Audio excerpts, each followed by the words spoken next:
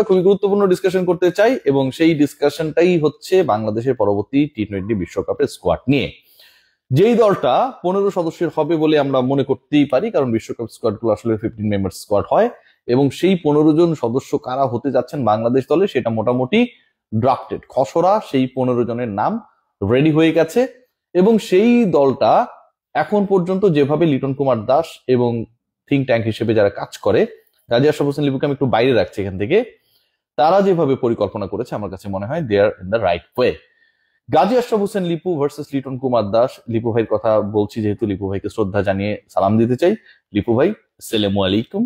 তো লিপু ভাই লিটন কুমার দাসের সাথে মাহিদুল ইসলাম অঙ্কনকে নিয়ে একটা মোটামুটি, এটাকে যদি একটু দূরে রাখি, শামীম হোসেন পাটোয়ারিকে নিয়ে মোটামুটি একটা বিবাদে জড়ানোর চেষ্টা করেছিলেন।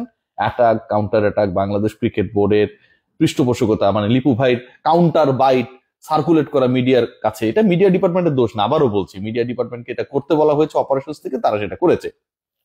সবকিছু মিলিয়ে যে ঘটনা প্রবাহ ঘটেছিল সেটা বাংলাদেশের ক্রিকেটকে যথেষ্ট উত্তপ্ত করেছিল।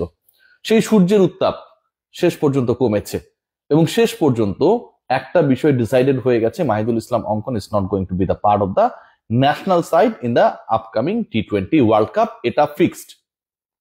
কারা সেই দলের অংশ? সাব্বির রহমান ট্যাগলাইনে আপনারা দেখছেন, তিনি কি বিশ্বকাপে বাংলাদেশ দলের মিডল অর্ডারে খেলতে যাচ্ছেন? সেই ডিসকাশনে আসছি। প্রথমে টপ 4 নিয়ে ডিসকাসটা করতে চাই। দেখুন, বাংলাদেশের প্রথম 4টে স্পটে যারা খেলেন নাম্বার 3 ছাড়া বাকি জায়গাগুলো চেঞ্জ হয়। সাইফকে আমরা কখনো দেখি নাম্বার 4-এ, কখনো নাম্বার 3-তে, লিটন কুমার দাস না থাকলে। কখনো আমরা দেখি সাইফকে ওপেন করতে, এবং লাস্ট ম্যাচে আমরা দেখেছি পারভেজ হোসেন ইমন, তিনি নাম্বার 4-এ ব্যাট করেছেন।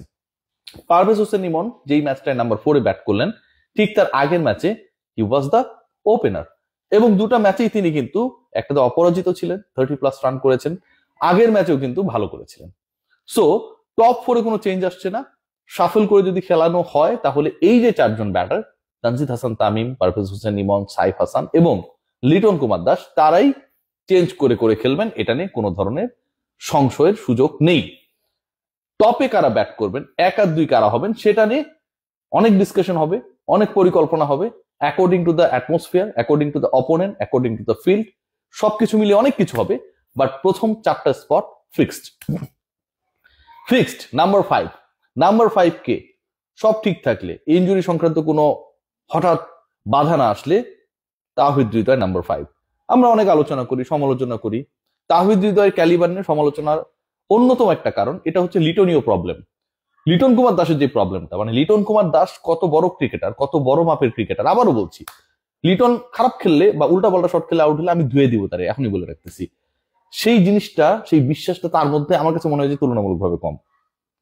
লিটন কুমার দাস অন্যরকম একজন ক্রিকেটার, অনেক ক্ষেত্রে এত বাজেভাবে এক্সিকিউট করে, মনে হয় যে তিনি বিশ্বাস করেন না যে তিনি কোথায়। ওয়ার্ল্ড একজন টপ ক্রিকেটার লিটন কুমার দাস, এখনো হবার সুযোগ রয়েছেন, বাট আরো আগে আরো ডমিনেটিং হতে পারতেন, শুধুমাত্র বিশ্বাসের অভাবের কারণে। সো লিটন কুমার দাসের সমস্যাটা তাওহিদ হৃদয়ের মধ্যে।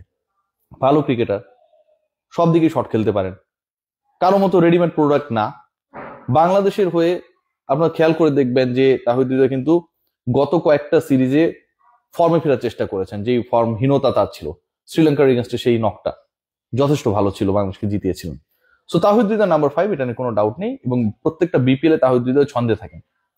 92 লাখ টাকায় রংপুর রাইডার্সে তিনি গেছেন, সবশেষ 3 আসরে তিনি 3টা দলের হয়ে খেলেছেন, এবং প্রত্যেকটা দলের হয়ে তাওহিদ হৃদয় যখনই খেলতে নেমেছেন, সেটা হতে পারে বরিশাল, সেটা হতে পারে কুমিল্লা, সেটা হতে পারে Sylhet, he did his best. Bangladesh premier league BPL আবারও আসছে, সেখানে ভালো করে সেই প্রিপারেশন, সেই কনফিডেন্স নিয়ে Towhid Hridoy is going to get a chance national টিমের হয়ে খেলার জন্য in the world cup. So 5টা স্পট নিয়ে কোনো কথা নেই। Number 6, Bangladesh ultimately they can able only 6 batters. কারণ টপ 6-এ যে নামগুলো আমি বললাম, বা টপ 5-এ যে নামগুলো বললাম, এটার সাথে 6 নম্বরে যেই যুক্ত হন না কেন, সেটা হতে পারে নুরুল হাসান সোহান, সেটা হতে পারে শামীম হোসেন পাটোয়ারি, সেই নামটা হতে পারে আমাদের অতি পরিচিত গুরুত্বপূর্ণ ক্রিকেটার সোহান এবং শামীমের সাথে জাকেরের নামটা যেখানে উচ্চারিত হয়। যেই হোক না কেন, এরা কেউ বোলিং অপশন না।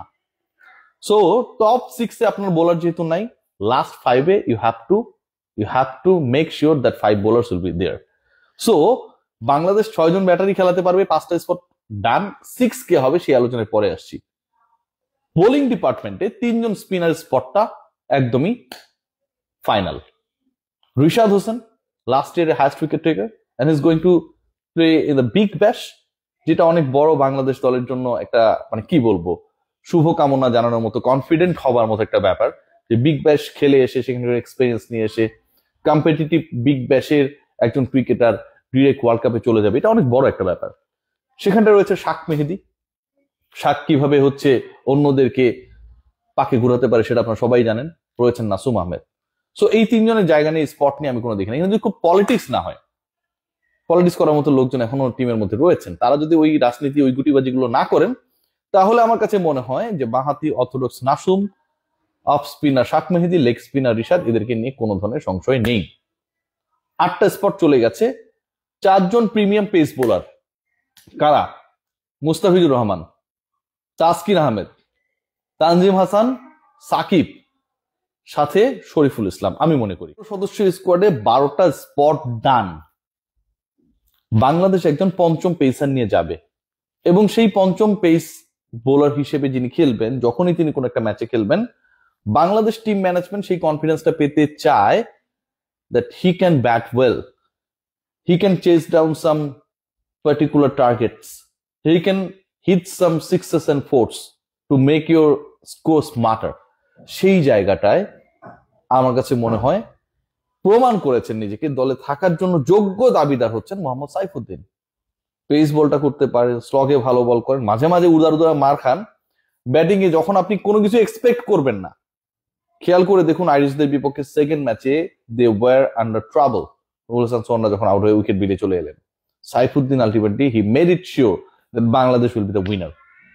সো মোহাম্মদ সাইফুদ্দিন যদি খেলেন, একজন বোলার একজন ব্যাটার, আপনি দুটাই পেয়ে যাচ্ছেন। Spot number 13 is done. Spot থাকে আর দুটা। 5 জন ব্যাটার, ওই যে বলেছিলাম 6 এবং 7, অথবা 6 নম্বরের জন্য কম্পিটিশনটা কার মধ্যে? সাব্বির রহমান রুম্মান, তিনি কি বাংলাদেশ দলে ব্যাটিং ডিপার্টমেন্টে তাওহিদ হৃদয়ের মিডল অর্ডারের বিকল্প হতে যাচ্ছেন? সাব্বিরের ব্যাপারটা পুরোটা depends on his performance in the upcoming BPL for Dhaka. ঢাকার হয়ে সাব্বির যে খেলবেন, অ্যাটলিস্ট 10টা ম্যাচ খেলার সুযোগ রয়েছে সাব্বিরের। সেই 10 ম্যাচে যদি সাব্বির এক্সট্রাঅর্ডিনারি কিছু করে ফেলেন, সেই অ্যাবিলিটি তার রয়েছে, আমারও সেই আত্মবিশ্বাস রয়েছে, Sabbir Rahman will be chosen as the substitute of number 5, no doubt about that. কারণ নাম্বার 5-এ আপনি যখন তাওহিদ হৃদয়কে প্ল্যান করছেন, কোনো কারণে হৃদয় আউট অফ ফর্ম হলো অথবা কোনো কারণে হৃদয় ইনজোর্ড হলো, আপনি কাকে খেলাবেন? আপনার রিপ্লেসমেন্ট কে? You have no replacement. Mahidul Ankon না। সো সাব্বির রহমানের জন্য is a golden opportunity waiting right now. যদি তিনি পারফর্ম করতে পারেন, আপকামিং বিপিএল এক্সট্রাঅর্ডিনারি কিছু করতে পারেন, 10টা ম্যাচ অ্যাটলিস্ট 8টায় 7টায় নামার সুযোগ পাবেন, 2টা 50, 1টা সেঞ্চুরি, সাব্বিরের জন্য ব্যাপার না। সাব্বির বিশ্বকাপ স্কোয়াডে চলে যাবে ভাই, no doubt about that, trust me. Option কে? 13টা স্পট হয়ে গেছে। বাকি 2টার অপশনের মধ্যে রয়েছেন নুরুল হাসান সোহান, শামীম হোসেন পাটোয়ারি, জাকের আলী অনিক এবং সাব্বির রহমান। এই যে 4 জন, প্রত্যেকের ক্ষেত্রে upcoming BPL is going to be very much important. দেখুন বাংলাদেশ যে সবচেয়ে সিরিজটা খেললো, এই সিরিজের 3 ম্যাচের একটাই জাকিরকে খেলানো হয়েছে, একটাই সোহানকে খেলানো হয়েছে, একটা শামীমকে খেলানো হয়েছে। শামীম ব্যাটিং করার সুযোগ পাননি, বাকি 2জন ফেল করেছেন। সো বাংলাদেশের নাম্বার 14 এবং 15-তে কারা খেলবে, যদি এখানে বিশেষ একজন কোচ বিশেষ বদান্যতায় কাউকে জোর করে সুযোগ করে না দিয়ে থাকেন, তাহলে এটা টোটালি ডিপেন্ড করবে আপকামিং বিপিএল এদের পারফরমেন্স কেমন। সোহান হতাশ করেছেন সবচেয়ে সিরিজে, জাকের তো রেগুলার বেসিসেই হতাশ করেন, এবং শামীম হোসেন পাটোয়ারিকে নিয়ে অনেক দ্বন্দ্ব সংঘাত, ক্যাপ্টেনের অনেক চেষ্টা, but end of the day তাকেও রান করতে হবে, আউট অফ ফর্ম, ওই জায়গা থেকে ফিরতে হবে, সাথে সাব্বির রহমান। এই চাপ থেকে 2জনকে বাংলাদেশ টিম ম্যানেজমেন্ট ডিসাইড করবে কারা হবে 14 এবং 15তম স্পটের দাবিদার। Let's see what happen. কেউই সার্টেন না, according to the performance, and according to the performance of upcoming BPL, এই চারের মধ্য থেকে দুজন জায়গা করে নেবে for sure in the upcoming World cup.